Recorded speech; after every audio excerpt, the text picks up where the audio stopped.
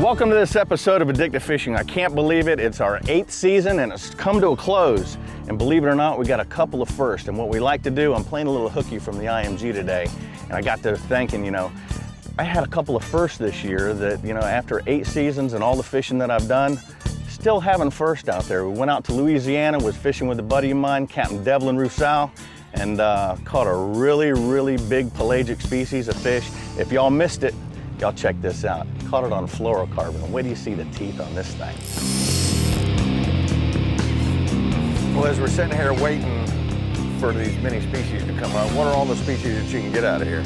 We've caught plenty of bonita, blackfin, yellowfin, beeline snapper.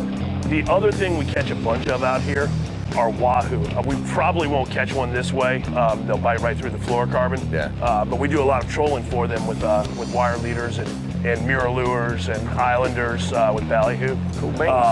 Every now and then some braid marauders, and they run big out here. Our average wahoo is about 60 pounds this time of year. Nice. Something I've never got was a big wahoo. We are tuna fishing now, not wahoo fishing, so we'll see how the tide turns here. Oh! What do you think that is? It's not a mingo, unless he just got eaten by a mako. Oh, that's a good tuna. What is it? Real good tuna. Look at that tuna, my friend. Oh, that's a wahoo. Wahoo. Wahoo. Oh, steady, steady, steady. Guys, this is a rarity.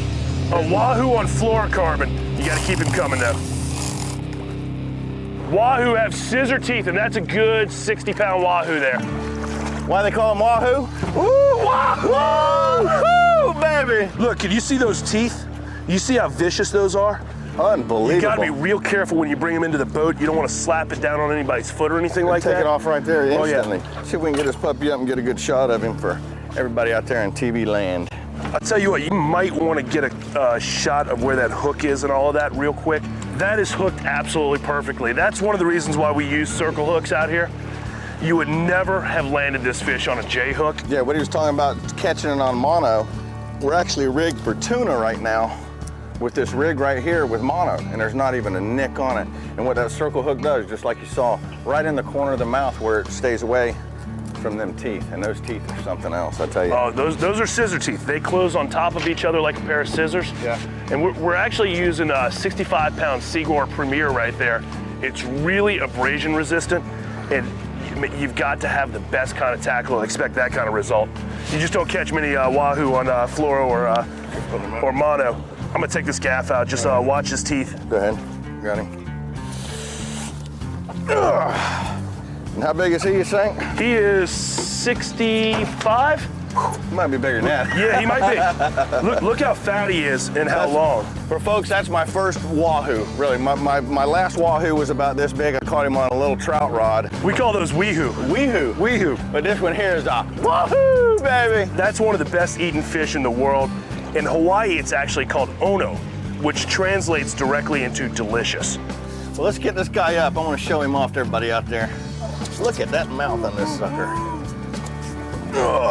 Come on over and have a seat on here. Hello, baby. About push me in the water, though. They're the baddest mackerel that swims. They are the baddest mackerel that swims. And the best eating mackerel that swims. Absolutely. It's unbelievable. Was that an awesome fish or what? That wasn't no little weehoo either. Do you see how we caught that fish? It was with fluorocarbon leader, and that laser sharp was right in the corner of the mouth, and those scissors couldn't come down and break us off. So that's how we were able to catch that fish. Up next, another first right here on Addictive Fishing down in the Keys. 2 frustrating days of fishing, but it was a great climax ending. Yeah, baby! Y'all watch this right up after the break. Oh my God!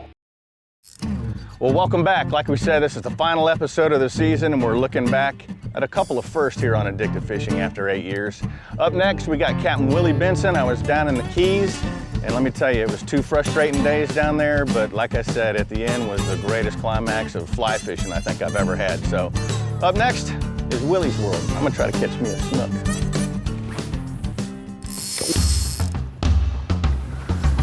All right, I got a tailing permit. He's up right there. Yeah, right there. Got him. Coming at us. He's swinging down towards us.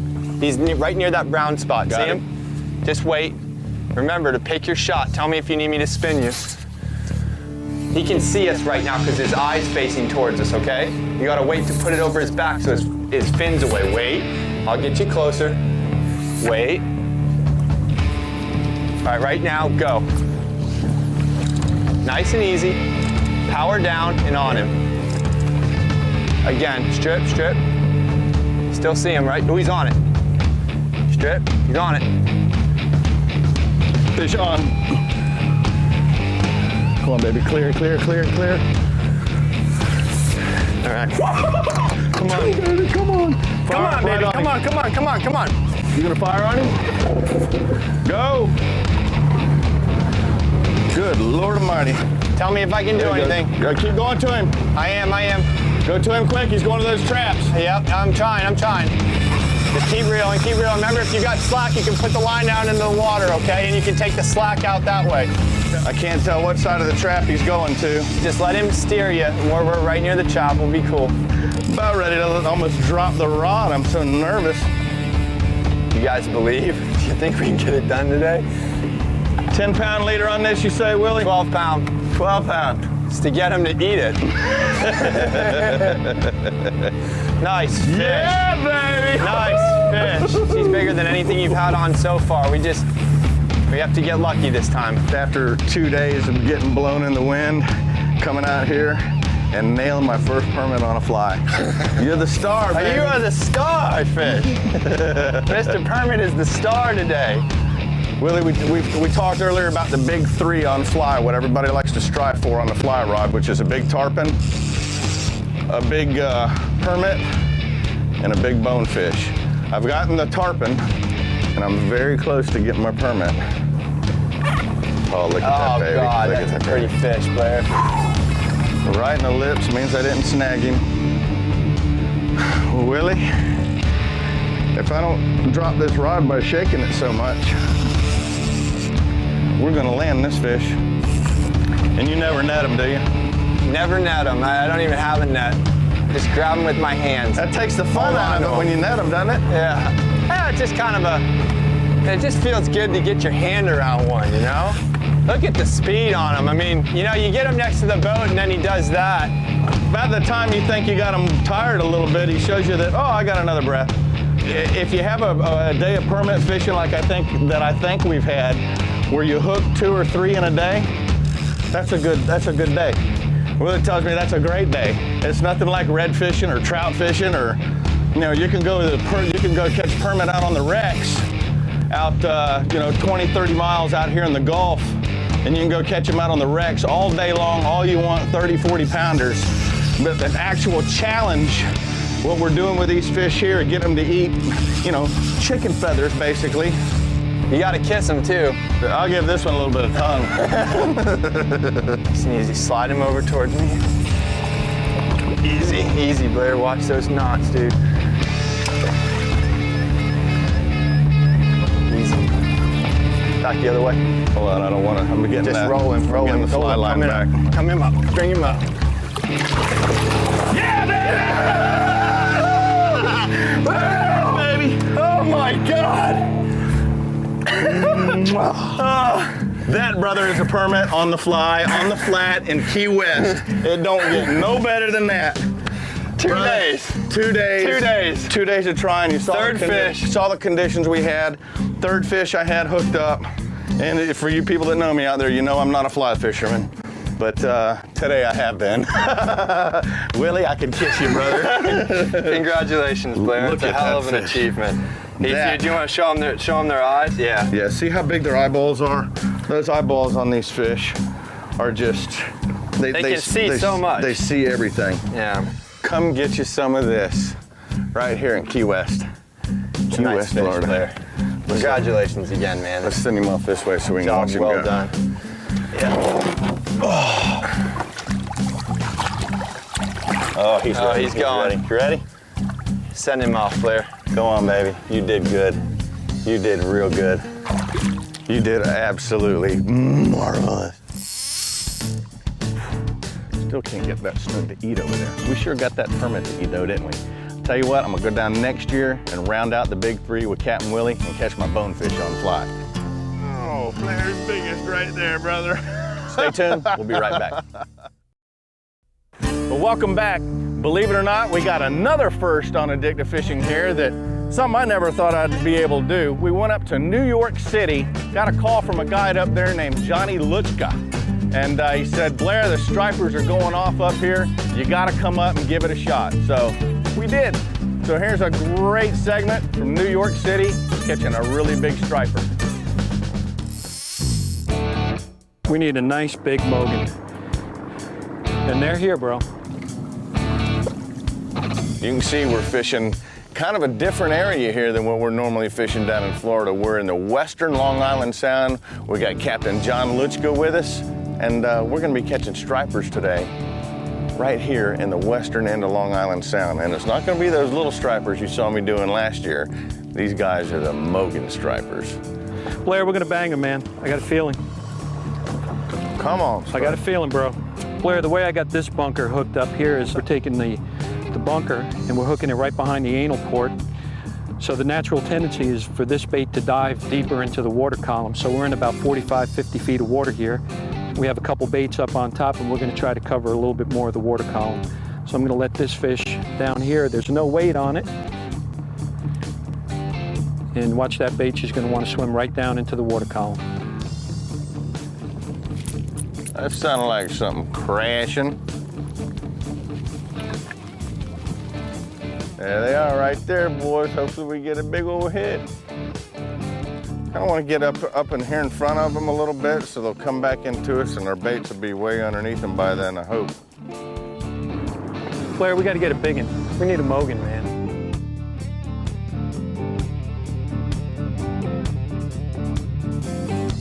Still got him, Blair? How far do I let him run? Now, man. I mean, come tight and just slam him, Blair. There he is. Fish on, brother. Is that how it's done? Yeah, give him another one. We don't want to lose him. Whack him. He's on there good. Good.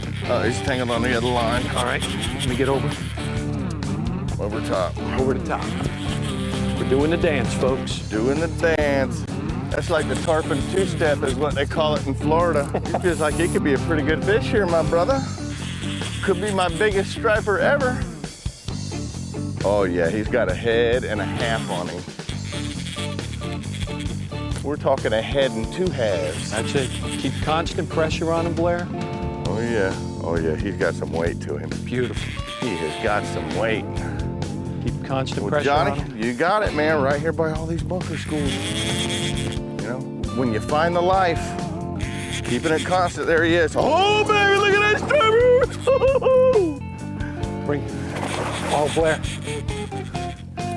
That's a nice one, huh?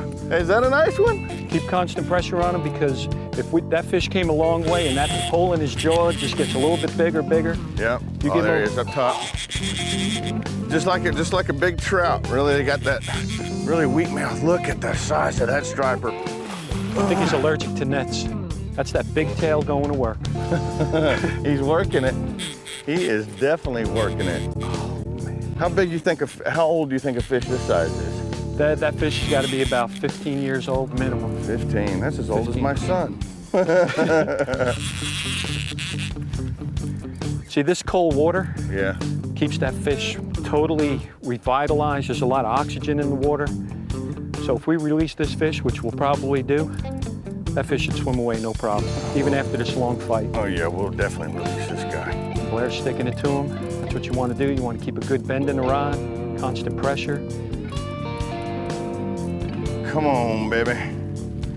I want to hold you. Last time I said that, one popped off. Hey, we got us a striper in the net, bro. All right, guys, you ready for this striper? Oh, Blair's biggest right there, brother. That is nice. What do you think he weighs? Say about 29. That's got a nice belly on it. Nice. This belly. female's been feeding. Now you were saying earlier when we were talking at dinner last night, they have an olfactory glands up here. Yes. And it's just like our nostrils, and they actually will breathe and be able to smell the bunker and come up to it, especially if the bunker's got a little blood or a little good scent coming out of them. And Oh, that laser sharp is right in the roof of the mouth. perfect, perfect fish. Look at the size of that striper. Wow! And I tell you what, that's a good way to start the morning. Yes, it is.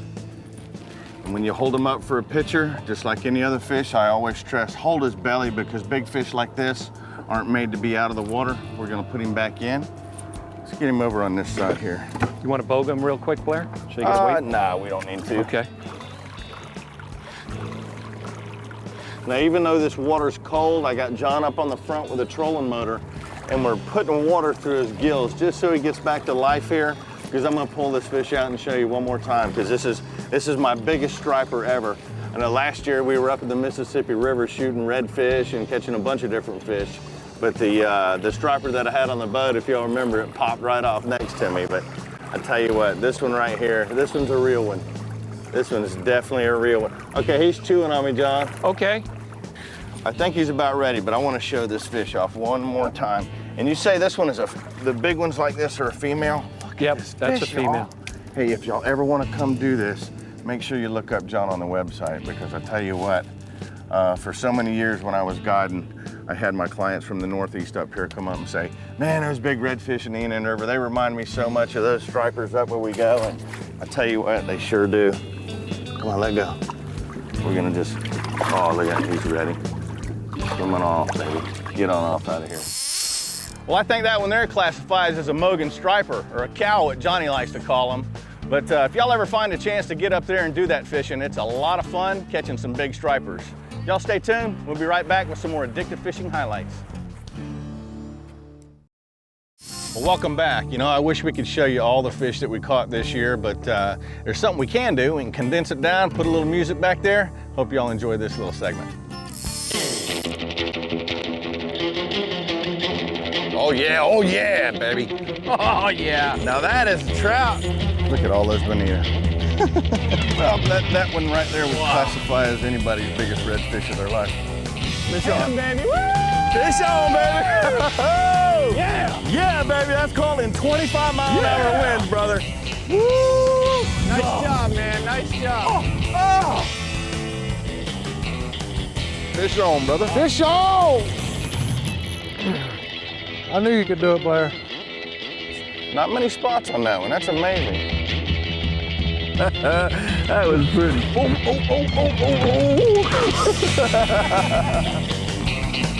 It's a nice pull. Check that out. 2 fish on 1 lure. How about that? There's a little bonita. Now that's a black drum, baby.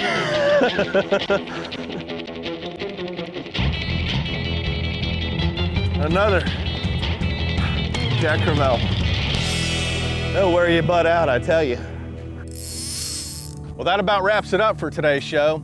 In closing, I want to say thanks to a couple new folks we got working here for Addictive Fishing. We got Brian DeSerb, who's sitting behind the editor now, and we also have George Albright, who's behind the camera right now. But they're doing a great job. Hope they stick around for quite a long time right here at Addictive Fishing.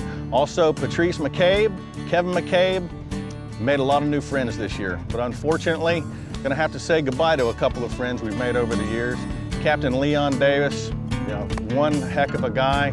I can't say enough nice things about the man, but unfortunately, he's up in fishing heaven right now. Hopefully he's catching a bunch of snook. Pat Mahoney, who happens to be Patrice McCabe's dad, we lost him this year, and lost a very dear friend of mine, happened to have 4 legs. That's my dog Drake. But in closing, hope y'all have a wonderful year. Hope you can get out and catch a lot of fish. Look up the guides we got on the site, because we've got a lot of new faces on there. So until next season, hope y'all catch a lot of fish.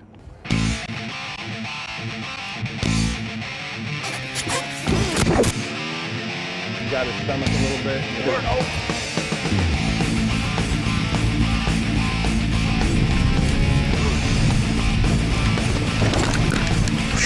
That's what happens when the cameraman falls. Get back in there. Gee, the whiz.